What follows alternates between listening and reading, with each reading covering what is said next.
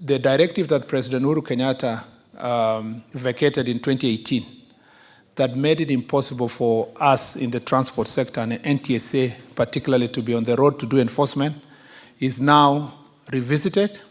And together with Professor Kindiki in Interior, we will bring back the collaborative effort that required some of the traffic police officers to be seconded to NTSA for proper enforcement.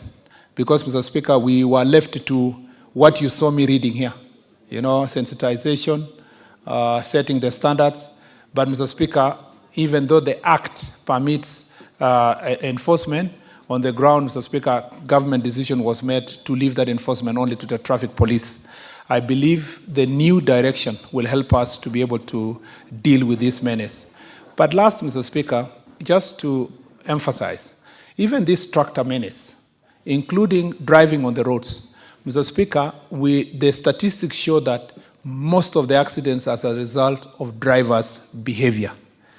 Mr. Speaker, when I announced last year that the drivers will be retested and that you will not get a certificate, the driving license retested, there was hue and cry. And many people say that we were oppressing drivers. But everybody goes through retesting. Lawyers go through every year through training. Doctors do the same. Mr. Speaker, drivers who are carrying human life should be retested so that we know those who are competent. We test even up to their alcohol content and the drug abuse possibilities among the drivers.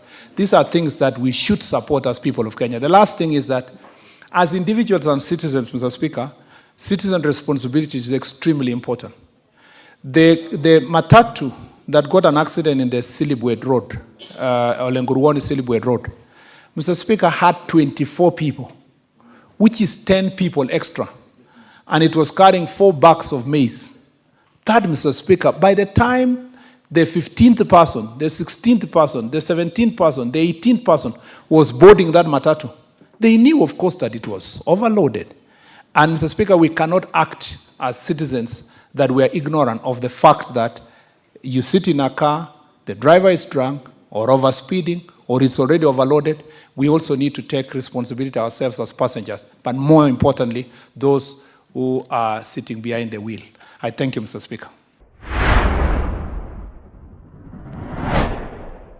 More radio, 88.2 FM. We are in charge.